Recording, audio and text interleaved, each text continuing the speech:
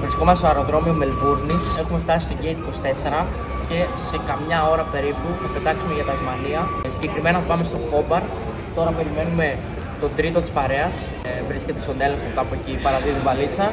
Το αεροδρόμιο πολύ ήσυχο, γιατί δεν πετάμε με international flight και η απόσταση από το security ήταν περίπου 5 λεπτά. Η ώρα είναι 2:30, πετάμε στις 4 παρά και επιβαζόμαστε στις 3:25.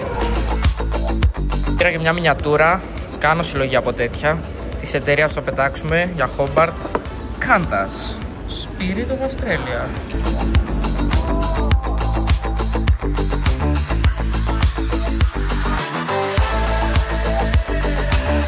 Έτοιμος για Τασμανία?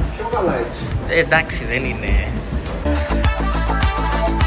Μπήκαμε στο αεροπλάνο, είμαι στην 22F θέση. Κάθομαι παράθυρο, αυτό είναι το αεροπλάνο. Έχει 2 και 3 θέσεις. Τα παιδιά κάθονται σε διαφορετικές, ο αδερφός μου στην 24 και ο Νίκος στη 12. Πολύ άνετο φαίνεται, πήγαμε για Τασμανία. Qantas σημαίνει Queensland and Northern Territory Aerial Services και μπορώ να πω ότι είναι μία από τις καλύτερες αεροπορικές που έχω πετάξει και αν πάτε ποτέ Αυστραλία σίγουρα να την προτιμήσετε. Πτήση από Μελβούρνη για το Hobart διαρκεί 1 ώρα και 1 τέταρτο και κοστίζει περίπου 100 με 150 ευρώ. Τώρα αν θέλετε κάτι πιο φθηνό σε αεροπορική μπορείτε να δώσετε ακόμη και 50. Εννοείται όμως ότι δεν θα έχετε μεγάλη αποσκευή.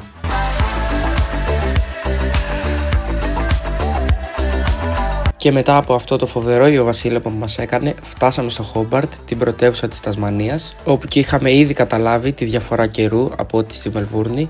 Είχε πάρα πολύ υγρασία και παραπάνω κρύο.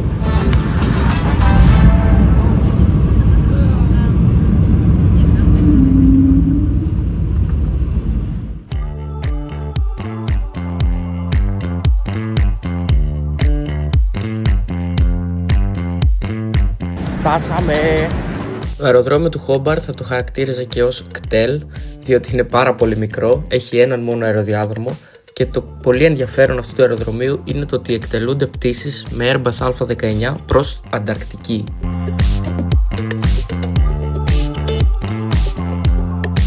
Πού την έχασες τη Ρόδα, πιστεύεις?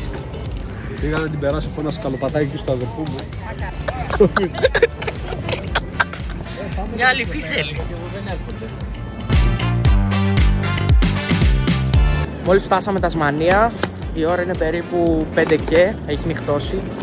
Κάνει αρκετό κρύο και τώρα έχουμε παραγγείλει ένα Uber. Να μας πάει στο ξενοδοχείο, περίπου 10 λεπτά είναι. Βρισκόμαστε στην απέναντι πλευρά της πόλης. Πηγαίνουμε στο ξενοδοχείο και σας ανοίγω να σας τα δείξω εκεί πέρα τι κλείσαμε.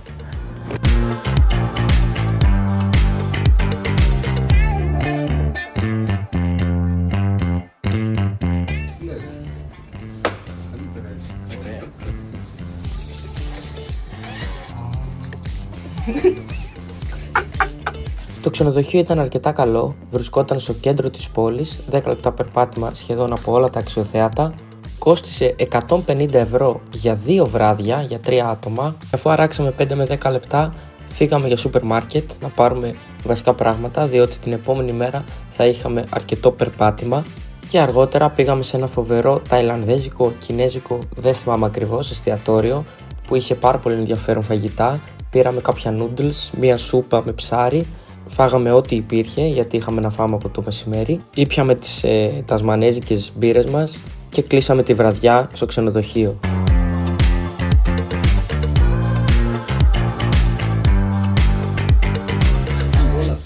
Έλα ρε Νίκος, τι Continental? Τα χειρότερα ζελεδάκια της ζωής μου, στην Τασμανία. Λοιπόν, θέλω να μου πεις αύριο τι έχει το πρόγραμμα. Πρωί-πρωί με τη δροσούλα. Ναι. Ξυπνάμε. Πάμε 7,5 ώρα ξυπνητήρι. 8 η ώρα κατεβαίνουμε να πάρουμε πρωινό. Έχουμε καβαλήσει το Uber. Ναι. Και 9 η ώρα είμαστε επάνω. Πού επάνω? Θα το δώσω λίγο. Θα ανέβουμε στο βουνό Wellington. Πόσα μέτρα είναι, θυμάσαι? Δεν έχω ιδέα. Δεν είναι πολύ ψηλό, έχει κάνα 2 ώρο hike. Και εγώ μπούκοσα ρε φίλε, λες να με κόλλησες τίποτα. Ξέρω εγώ, μια εβδομάδα είμαι έτσι. Τι Ω. να μπούκομαι. Τέλος πάντων, εντάξει, θα δούμε αύριο. Τώρα θα χαλαρώσουμε, θα δούμε τηλεόραση. Στη Τασμανία σε τα κανάλια. Και αύριο με το καλό θα ξεκινήσουμε για πεζοπορία. Πώς νιώθεις Νίκος που φύγαμε από τη Μελβούρνη και ήρθαμε στο εξωτικό στο νησί? Δεν θα έλεγα ότι είναι και το καλύτερο μέχρι τώρα. Θα το δείξει αύριο το περπάτημα στη φύση. Το hiking. Ωραία. Τι είναι αυτό ρε μάλλον. Ξυπνήσαμε, η ώρα έχει πάει 7.30. Θα πάμε κάτω να φάμε πρωινό. Ευτυχώς ο καιρός έχει ανοίξει, δεν είναι όπως χθες που έβρεχε. Το πρόγραμμα έχει ανάβαση στο Mountain Wellington. Δεν είναι πολύ ψηλό βουνό, έχει περίπου 1,5 ώρα ορειβασία. Μπορείς να πας και με το αμάξι, αλλά εμείς επιλέξουμε να το κάνουμε με τα πόδια. Η ομάδα εδώ τι λέει? Θα παλέψουμε. Κοιμηθήκατε κομπλέ. Ωραία, οπότε πάμε κάτω, τρώμε και φεύγουμε.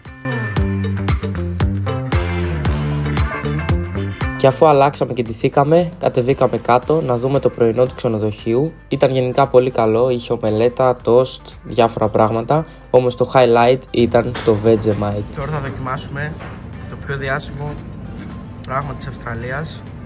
Vegemite το λένε εδώ, θα το βρείτε και ως Marmite.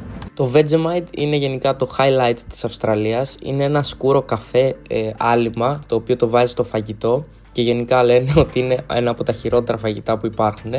Είναι vegan, δεν έχει τίποτα ζωικό. Έχει μία μίξη λαχανικών και μπαχαρικών και συνδυάζεται μαζί με βούτυρο, διότι αν το φας μόνο του είναι χάλια. Μια χαρά είναι ρε. Λίγο είπαμε ρε μαλάκα. Πολύ ωραία είναι ρε, απευθείας πάντα. Είναι λίγο περίεργο.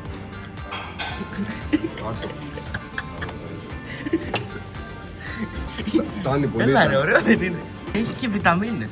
Έτοιμοι για πεζοπορία. Έχουμε ντυθεί, έχουμε φτιάξει τα backpacks. Αδιάβροχο. Κάτι Powerade. Νερό. Εγώ έχω πάρει και κάτι snack. Μαζί με κάτι first aid εδώ πέρα. Του είπα ας ελπίσουμε ότι δεν πεθάνουμε. Έχει λίγο κρύο, αλλά παλεύεται γενικώς. Δεν είναι σαν εχθές που έβρεχε. Φύγαμε λοιπόν για Mount Wellington, ένα must για όποιον επισκέπτεται το Hobart. Η διαδικασία για να ανέβεις στο βουνό είναι πολύ απλή. Παίρνεις ένα ταξί για να σε πάει στην εκκίνηση του μονοπατιού και από εκεί ξεκινάς μία 2ωρη πεζοπορία για να ανέβεις στην κορυφή. Υπάρχει και δυνατότητα να πας με το αμάξι, όμως δεν θα το πρότεινα διότι τα viewpoints τα οποία θα δεις από τον μονοπάτι είναι μοναδικά. Φτάσαμε στο Springs Lookout, αυτή είναι η θέα.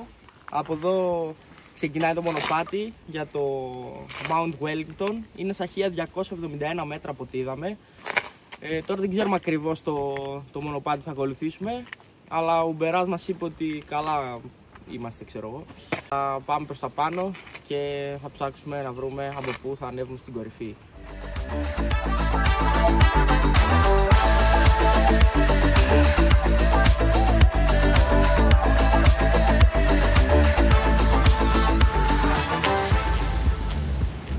Είμαστε εδώ. Αυτή είναι η ταμπέλα εκεί. Από εδώ. Εδώ πέρα, 1271. Μαλάκα, έχουμε υψομετρική 700 μέτρα. Πω, όχι. 600 μέτρα. Είναι πολύ. Για αυτή την κατάσταση εδώ πέρα που είμαι. Ο Νίκος έχει βάλει τα ορειβατικά του. Μόνο εσύ είσαι έτοιμος ρε γάμο του. Τέλος πάντων, εντάξει, ό,τι είναι. Πόση ώρα λέει? 2 Summit, 3 hours return. 3 hours και return, μια μισή ώρα, τόσο σου είχα πει και εγώ. Εντάξει, καλά είναι ρε φίλα, δούμε και το μονοπάτι πως μοιάζει. Εντάξει, δεν θα μας πιάσει η νύχτα, καλή ώρα είμαστε.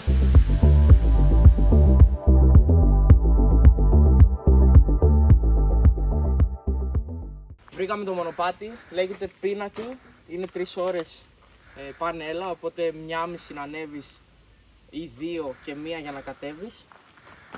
Έχει αρκετή ανηφόρα, ήδη ξεκινάει εδώ πέρα, γιατί έχει 600 υψομετρική.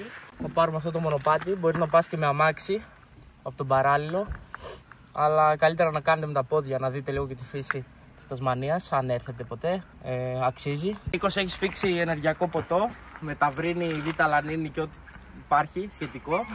Για να αποδώσουμε τα κατάλληλα. Οπότε αυτά ξεκινάμε και θα τα πούμε στη συνέχεια στο μονοπάτι.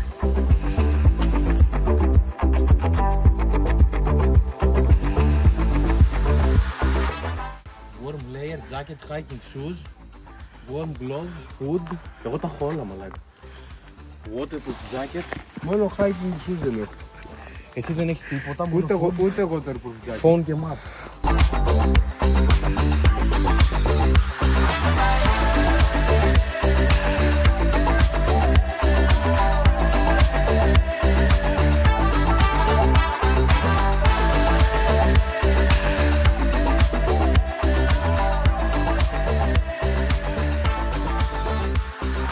Λεπτά πριν την κορυφή.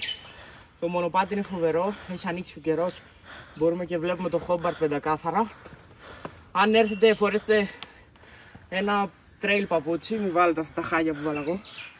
Όχι ότι είναι κάτι φοβερό σαν μονοπάτι, αλλά έχει λάσπη γενικά και θα γίνετε χάλια.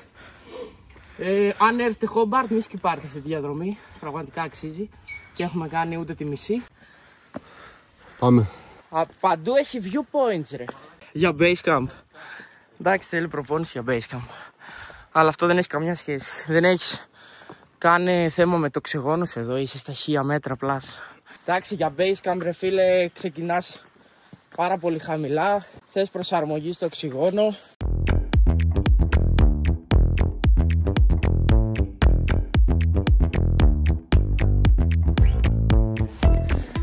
«15 λεπτά για κορυφή, 1271 μέτρα.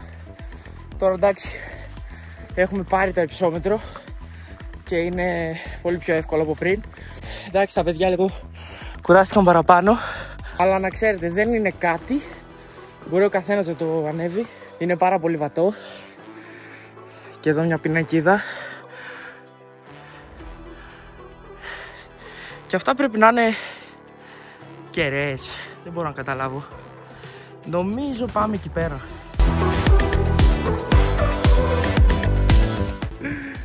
Ωραίος. Κορυφή στο βάθος 1271 μέτρα. Ουί! Απίστευτο trail. Φοβερός καιρός. Εν τω μεταξύ μπορεί να έρθει και με αμάξι. Αλλά εντάξει, δεν είμαστε τίποτα φλόρι. Το βουνό βρίσκεται σε 1271 μέτρα και έχει άλλη μια ονομασία η οποία λέγεται κουνάγι. Η λέξη αυτή προέρχεται από τη γλώσσα των Αβορίγινων της Τασμανίας και σημαίνει απλώς βουνό. Φιλοξενούνται πάνω από 500 είδη φυτών και 67 είδη πουλιών και στην κορυφή βρίσκεται και ένα σπιτάκι το οποίο μπορείτε να αράξετε και να δείτε την θέα από τα Κιάγια.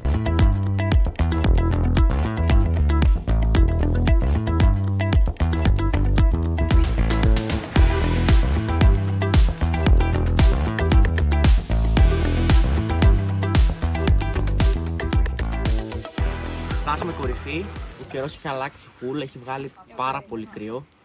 Έχουμε βάλει μπουφάν και τώρα είμαστε σε δίλημμα να πάρουμε Uber. Να πάρουμε Uber ή να πάρουμε Uber. Ή να το κατέβουμε, έχει $36. Του Νίκου τα ορειβατικά ρούχα δυστυχώς δεν του κάνανε. Δηλαδή αυτή τη ζακέτα Εντάξει, δεν λες ρε παιδί μου ότι είναι και τα καλύτερα από το ορειβατικά. παζάρι που την πήρε οι τεχνολογίες αδιαβροχοποίησης τελικά δεν πιάσανε. Έλουσε η Gore-Tex. Να είστε έτοιμοι και να πάρετε ρούχα αν έρθετε, γιατί ο καιρός, όπως είπα και στην αρχή, αλλάζει πάρα πολύ γρήγορα. Αλλά σε γενικές γραμμές αξίζει να επισκεφτείτε αυτό το βουνό. Και αυτό official είναι το ψηλότερο point που μπορεί να έρθει κάποιος στο Wellington Mountain.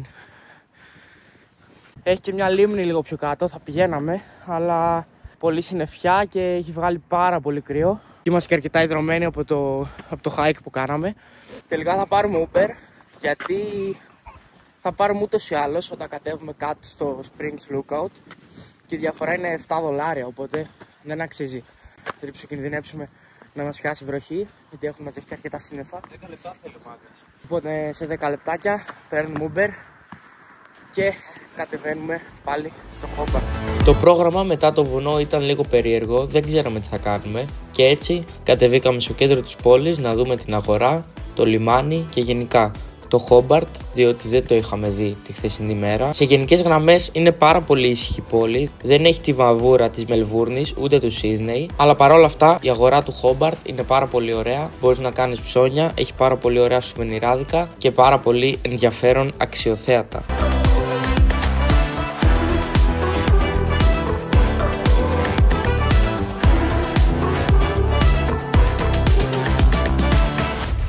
Έχουμε φύγει από το λιμάνι, τώρα πηγαίνουμε προς τους βοτανικούς κήπους της Τασμανίας. Είναι κάνα δεκάλεπτο περπάτημα. Περπατήστε την πόλη, δεν είναι και πολύ μεγάλη. Μπορείτε να τη δείτε μέσα σε μια μέρα, τουλάχιστον το κέντρο.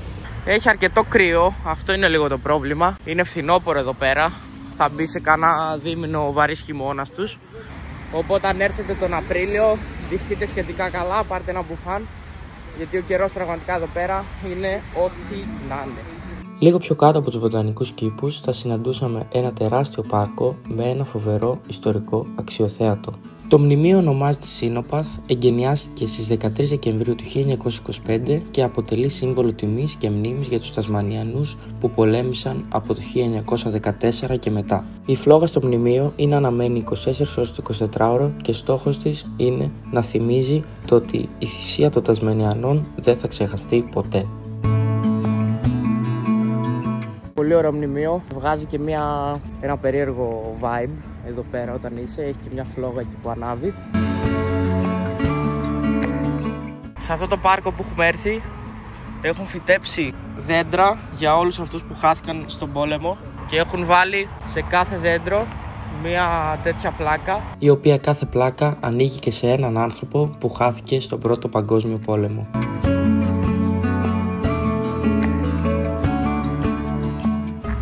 Όσο περπατάμε στην Τασμανία μας αρέσει όλο και περισσότερο.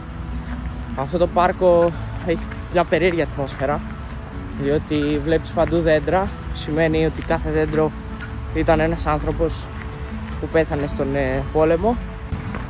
Είναι ο κεντρικός τους δρόμος από κάτω και απέναντι μπορείς να διακρίνεις τη μεγάλη τους γέφυρα, η οποία είναι πολύ εντυπωσιακή. Τη βλέπαμε και από το βουνό που ανεβήκαμε, το Wellington. Είναι πολύ ωραία, ειδικά αν πετύχει καλό καιρό, έχει και παπαγάλους που πετάνε, θα σας αρέσει. Και μετά από όλο αυτό το βαρύ κλίμα στο πάρκο, φτάσαμε στους βοτανικούς κήπους της Τασμανίας.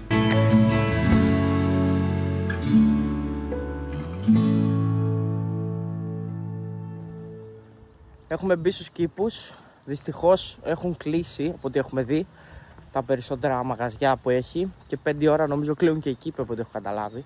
Έχω πάθει πλάκα με την καθαριότητα που υπάρχει στην Τασμανία. Καλά, εδώ δεν το συζητάω, είναι όλα στην εντέλεια. Εντάξει, τώρα όχι ότι ξέρω από λουλούδια και τέτοια, αλλά γενικά είναι πολύ ωραία και αξίζει να έρθετε. Θα πάρει κάνα μισάωρο να το δείτε όλο, είναι αρκετά μεγάλο. Σ' αρέσουν τα λουλούδια? Πάρα πολύ, από μικρός κοίταζα λουλούδια. Αυτό ας πούμε δεν σου φαίνεται πολύ εντυπωσιακό εδώ? Θα το πάρω και σπίτι μου. Οι κήποι είναι οι αρχαιότεροι σε ολόκληρη την Αυστραλία και η ιστορία τους ξεκινάει από το 1818. Απέχουν 2 χιλιόμετρα από το Χόμπαρτ και ο αρχικός σκοπός ήταν να υποστηρίζουν τους άπικους του κυβερνητικού μεγάρου με την παραγωγή τροφής.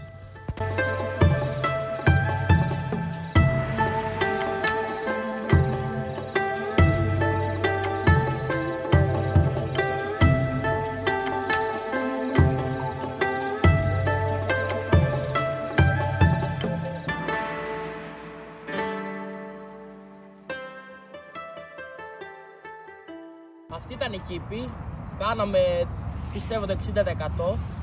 Έχει να περπατήσει, γενικά πολλά μονοπάτια και έχουν και πάρα πολλά δέντρα από άλλες χώρες. Δηλαδή, π.χ. εκείνο το δέντρο έχει ένα ταμπελάκι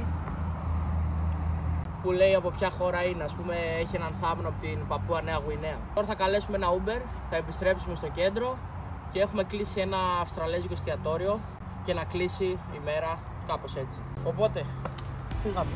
Τσους.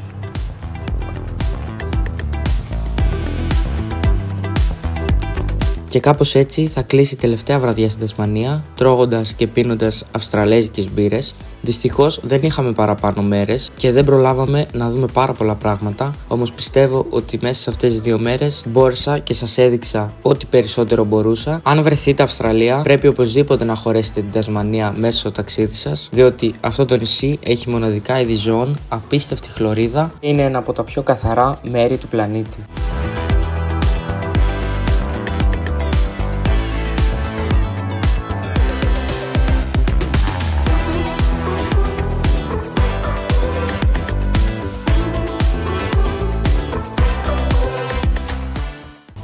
Φτάσαμε στο αεροδρόμιο του Χόμπαρτ, έχουμε περάσει και τον έλεγχο, έχουμε αφήσει και τις βαλίτσες και κάπου εδώ θα κλείσει το βίντεο της Τασμανίας. Τώρα ξεκινάμε το επόμενο ταξίδι για το Σίδνεϊ. Μας άρεσε πάρα πολύ η Τασμανία, βγάλαμε αρκετές φωτό, πήραμε εμπειρίες και τώρα πάμε για κάτι καινούριο, πάμε για τετραήμερο στην πιο διάσημη πόλη της Αυστραλίας. Αυτά τα λέμε στο επόμενο βίντεο.